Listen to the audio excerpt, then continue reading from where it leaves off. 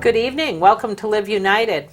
Living United, we're asking that you think about how you can be a part of that here in the Monadnock region.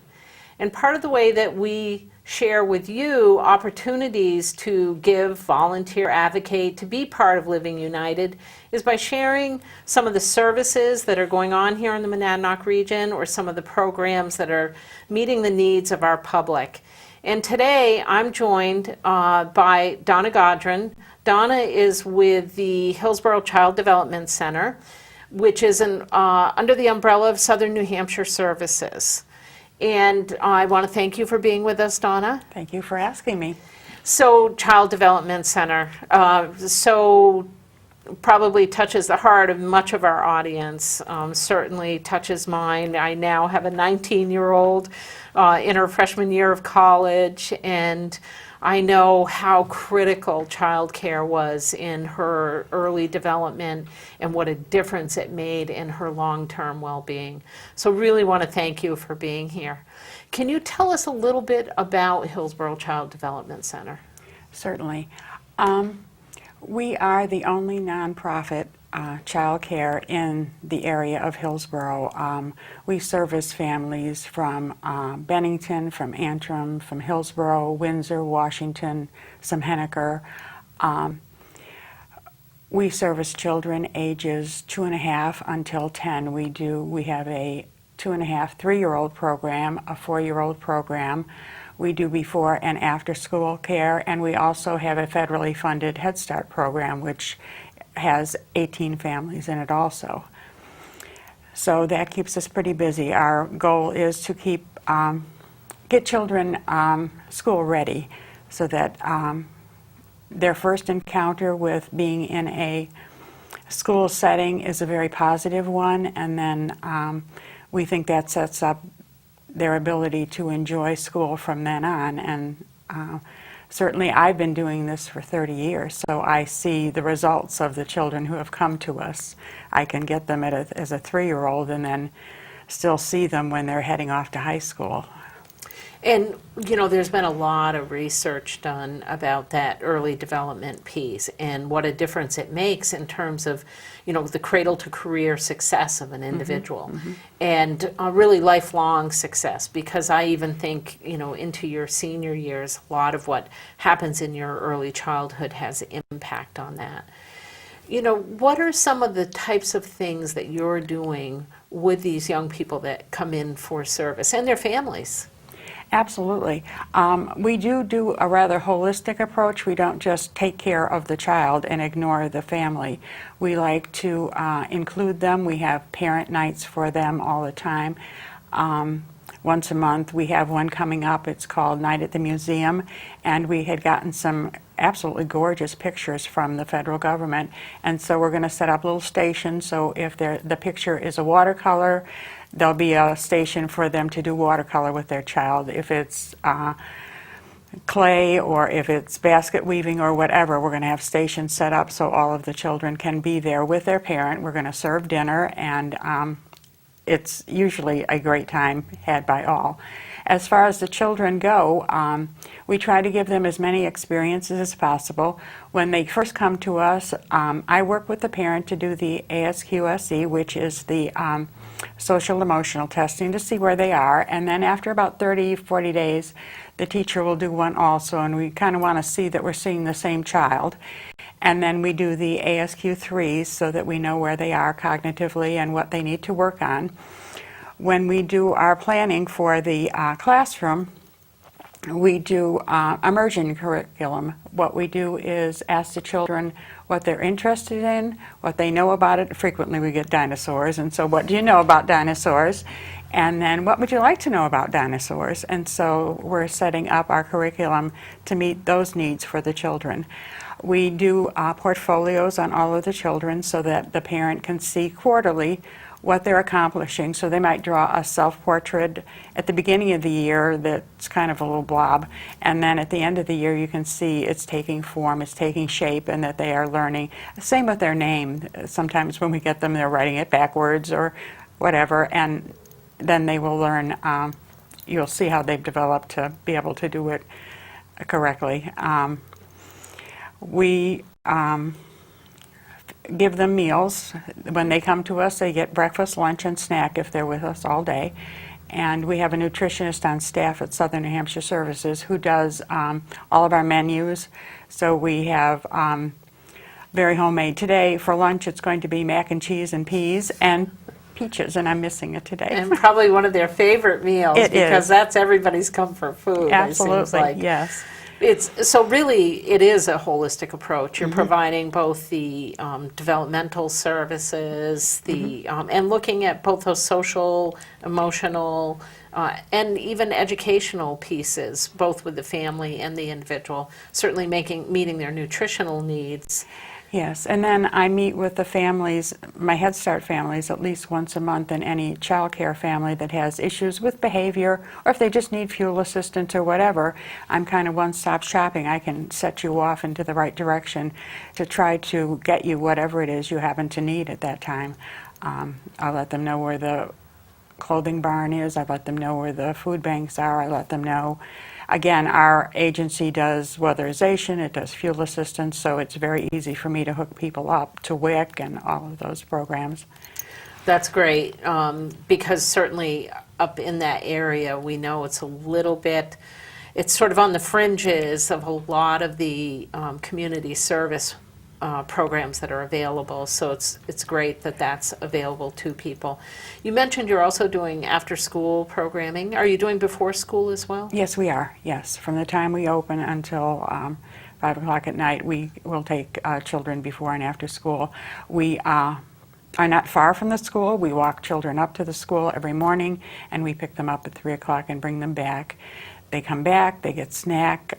If it's nice out, they can get some playtime, because I think they need to get rid of some energy before they sit down to maybe do homework with us or not. It's up to the parent what they want us to do. But yeah, they have a lot of energy at that age, so we try to get rid of that as much as we can. Now, I'm curious why that particular age group has been identified for service in Hillsboro. I think there is after-school care at the school, but it takes place in the gymnasium, and I think they do an excellent job.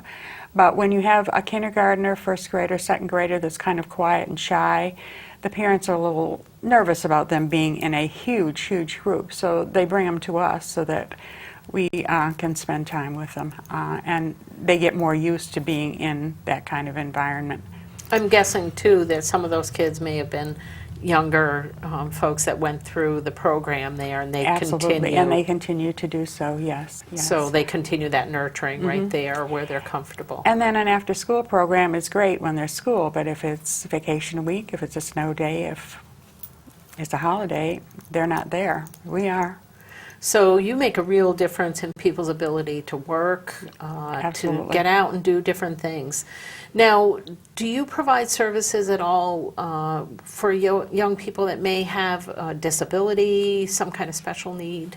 Absolutely. We work very closely with the school to identify children with special needs, and the school, we keep 5 slots for them for children with special needs.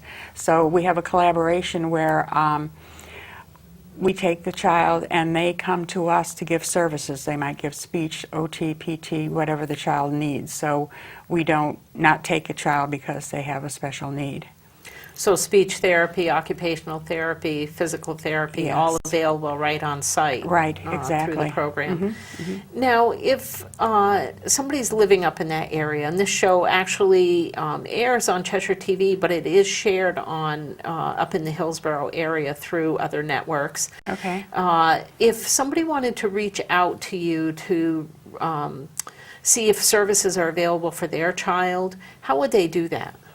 They can use the website that is posted, or they can call the number there, the 464-5981, and I would be happy to set up a time to meet with them and see what we can do. So do you typically do like an intake process with the family to see Yes. whether the child, you can meet the needs of the child and family? Yes, I do, but very rarely do I ever turn a child away. Do you have a wait list at all? We do. You do. And that's one of the things that we're hearing, and the audience should be aware of across the Monadnock region, up into Hillsboro, all these areas, that almost all of our child care centers have waiting lists for young people.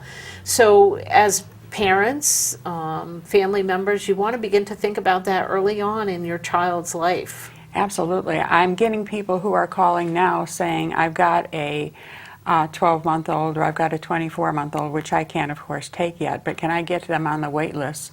So right now, I probably have 5 children. As soon as they turn 2.5, will be eligible to be in our program. So, Which is fabulous that people are Yes. being very proactive, and Yes. you almost have to be. I'm curious whether people volunteer at your location or if they donate goods at all. Yes, we have families, parents who will volunteer. Sometimes they're going to school part-time and they just want to, come and have lunch with us. Or if we're doing a walk up to the library, they'll join us. Again, they're volunteering when they're coming in to do the night at the museum with us. We're supplying the food, but they're supplying the entertainment for themselves and their child. We do get people who will give us crayons and construction paper, things like that we can use. We do enjoy having parents in the classroom. We encourage it. We're an open classroom. You don't have to call ahead and say, I'm coming. You just come, and you're welcome. Now, do people volunteer to read at all or anything like that? Because yeah. that seems like, Yeah. great for maybe somebody that's retired or just wants to give a little bit of time. Absolutely, yes. We do have people who come in and like to read to the children, and we encourage that. We're really into the reading, and we'll like have a reading program every other month or so how many books a child has read, and then they get prizes and things like that. But we do encourage families to come in and read. We encourage siblings, if they're able to come in and read, and certainly grandparents, which is where we get a lot of our support. Now, is your program year-round? It is, yes. So folks can utilize it during the summer months? And, Absolutely. do they typically use that full-time during the summer months? Yes, we have more full-time because there isn't school, and so they can be working full-time and still be able to continue working. School isn't open and there's not a program around that would cover it. So yes, we do.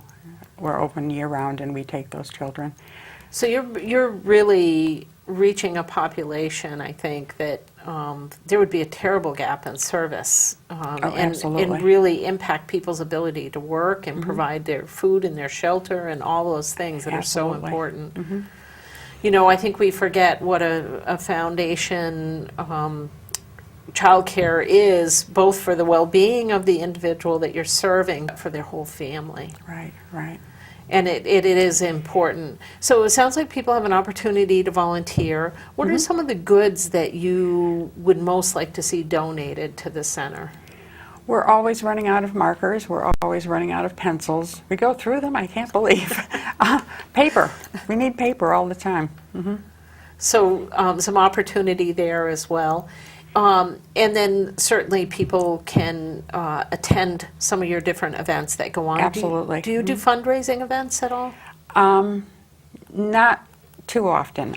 There isn't a whole lot of what we can do because we're competing with the school and because it's such a small community. Our families are low income, so to ask them to buy candles or, the kind of fundraising that happens with the school is not something that we're comfortable with. So is the group you're primarily serving then low to moderate income or just Mostly low income. Mostly low income. Yes, definitely. And a lot of folks ask, what does that mean? Okay, well, what that means is that these families are at or below the poverty level. So for a family of 4, they might be right around $19,000 a year income. That means that there is no money.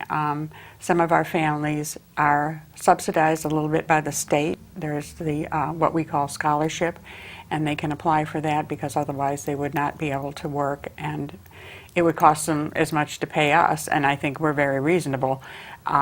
And then, of course, those people who don't qualify for scholarship, which is a lot, about a third of the families that we deal with, that's where the United Way funds come in and really, really help these families. So people do have an opportunity to give as well, whether it's through the United Way campaign or directly to your services. Right. When you think about some of what's happening with early child care, this is a big topic now in the state of New Hampshire. Spark New Hampshire has been formed. Here in the Monadnock region, Impact Monadnock has formed, and Impact Monadnock is focused on that early childhood piece, and really recognizing that it cross-cuts across both the educational attainment, the economic aspect of things, and the welfare of the children and the families. Absolutely. So you have a lot happening around that. How are you participating with some of that, whether it's state or local level, but really thinking about the advocacy and making sure that services are available to these families? Well, what we do is we do a lot of training within Southern Hampshire Services. We have a lot of in-service training so that we are aware of what's available and all of that. I also belong to the resource and referral out of Bow, which kind of covers a good portion of us, and so we do that kind. I go there once a month too for the meetings, and any questions that I would have, say I could not find what a family needed, I could call the Bow, it's Concord Easter Seals really, resource and referral, and they will assist me to find what it is the family needs. I mentioned Spark New Hampshire, folks, and Spark New Hampshire, of course, is saying that children are the bedrock to the Granite State, and they're really working on that policy level, on really setting up professional development for folks across the state and things. It's very exciting to see that happening. And then you have organizations like the New Hampshire Charitable Foundation, the Endowment for Health, all getting behind this early childhood piece. Why did you get involved so many years ago? That's a good question. I guess I liked the hours. And I liked being in the town. And I would not have thought that I would have lasted 30 years. I don't think that I ever would have thought that children were what touches my heart, because I worked in business. I worked in the medical field. And yet, how can you resist them? They're learning, they're growing, and you can see it in front of your very eyes. And so every day I go to work and I'm happy to be there. And it's great to hear something like that. It's part of the reason I asked that, because when we can find things we can be passionate about, it makes such a difference, not only in people's lives, but it makes a difference in our communities that we live in, for our neighbors, for our family, for our friends. It just has tremendous impact. It's what Living United is all about. Exactly. It's why we love to feature a program like Hillsboro Child Care Center. It's really, it just makes a difference in the long term in people's lives. Such valuable work, and work to feel good about. I do. When I go to the grocery store, of which there's only one in town, if I need two things, it might take me an hour till I get through, because everybody's saying, oh, there's Miss Donna, and she's buying this, and oh, can I say hi, and can I give you a hug, and life is good for me. Yeah, I bet you probably know just about everyone. I think so. that the field, and it's funny because there's a lot of emphasis on the early childhood piece right now, because people have undervalued in some ways the professionalism of people in this field, the need for this. There's still a large population that have caretakers that may be grandparents or stay-at-home moms or dads. But our child care centers are critical to that long-term stability of families and their economic well-being, their health, their everything. And I think we forget how it plays into health. Right. One of the things that we are adamant about, of course, to meet state licensing, they all have to be up to date on their physicals, within a year and all their immunizations and all of that. And then because it's very, very hard sometimes to find dental care in our area, sometimes dentists don't want to be bothered with the state health thing. So I can help families find resources for that, and even for the adults. I was talking to a family just last week, and she and her husband had not been to the dentist and she didn't know how long. So I was able to connect her up with New Hampshire Tech to get at least some basic work done. So again, supporting the family, because if a family is healthy, then the child typically will be healthier. Right, right. And so important not to separate those two things. Absolutely not. Do you deal with many single moms or dads Yes. who are raising their children? Yes. Probably about half of our families are separated from mom or dad or whomever. And a number of our families, a number of our children are being raised by grandparents. That's the new thing in child care, is grandparents who are not quite old enough to retire, but they still have to raise these children. And it's a challenge for them because the world has changed, as we all know, from when they were raising their children. I think that drugs in the world have caused a big, big problem as far as families' ability to take care of their own children. Do you connect folks to those kinds of services if they need them, if you recognize that a family may have mental health or substance abuse or some other kind of issue that may affect the well-being of the family? Yeah, I kind of, on intake, one of the things, once I get to know them a little better, I shouldn't say right at intake, but after I get to know them a little bit better, one of the questions I'll ask is there any concerns about smoking, alcohol, drugs in the home, and would you like some help with that? And so sometimes you'll find out that there is. It may be dad and I'm asking mom, but at least we're opening a dialogue. That's great, because we all know that if you don't ask the question, you're not even going to get an answer, Right. and then that person can't get any kind of help. Exactly. At least you're opening that door and providing that opportunity, which again is so important to the welfare of children. I'm wondering if you have a story you'd like to share about a family you've served or a child you've served. I do. I have a family.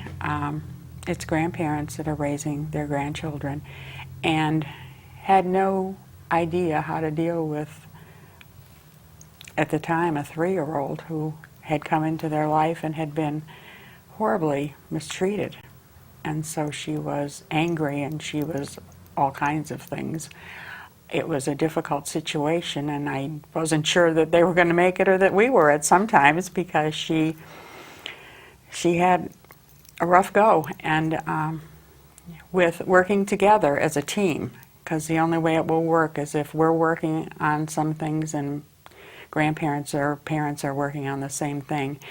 And now she's a delightful little first grader and doing very, very well in school and seems extremely happy. Grandparents will tell you, thank goodness for us. And now they have the grandson. Oh, boy. And our work is cut out for us again. That's okay. We've been through it once, we can do it again. Yeah. And it's really those wraparound services. It's how our educational system works with the family, you know, whether that educational system is the child care system or, you know, the school itself, but it's really how that team approaches it. And it sounds like you bring in some of those resources that a family may need, whether it's dental or, I'm guessing, eye care. Oh, absolutely. Any of those things that, again, are going to support the future of that, the success of that child Right. and that family together. Yes. And a family unit. Anything else you want to share? And again, I'd like you to remind people how they can reach out for services. Okay.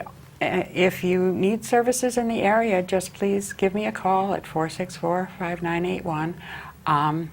You can support us by volunteering. We're always in need of pencils, crayons, markers. They love markers. The smelly kind. Yes, those too. Paper, books. We love to have books. We, have a budget for books, but we go through books because we love books so much, and so any of those things, if you think about it, we would love to have and would appreciate it. So great opportunity, audience, to share your time or potentially give to Hillsboro Child Care Development Center.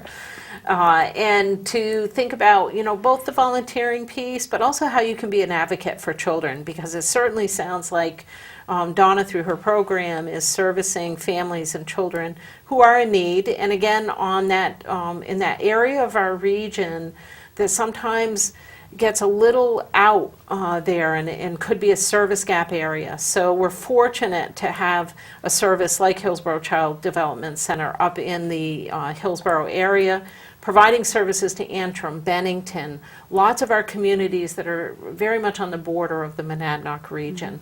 So we want to thank you, Donna, for the hard work that you do. It's great to hear your passion. We can see it, and it's just wonderful things that are happening for our children out there and for our families. And I want to remind you, audience, that you have an opportunity to really give, to volunteer, to advocate, to be a part of something like this, something that makes a difference in the lives of our children, in the families, people you may know, people you may not know, but you make the difference. I want to remind you to give, to volunteer, to advocate, to live united out there. Thanks for joining us.